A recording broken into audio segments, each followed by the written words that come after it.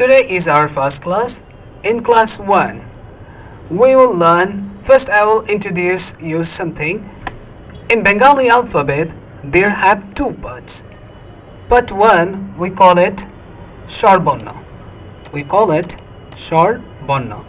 Part 1, we call it Shor Borno. And part 2, we call it Banjan Borno. Part 2, we call it Banjan Borno. Shor Borno, it's mean in English vowel, like A, E, I, O, U that we pronounce in English. We can call it in Bengali Shor Borno. And second one is Banjan Borno, that is called in English consonant.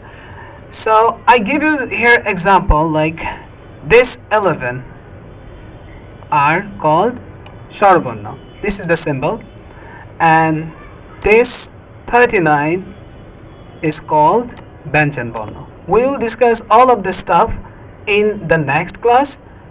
In this lesson 1, we will learn just one thing. In Bengali language, there have two parts. One is called Shor Borno and second one is called Banjan Borno. Shor Borno is called vowel, Banjan Borno is called consonant. So today here in the next class, we'll discuss all of the thing. Thank you for watching.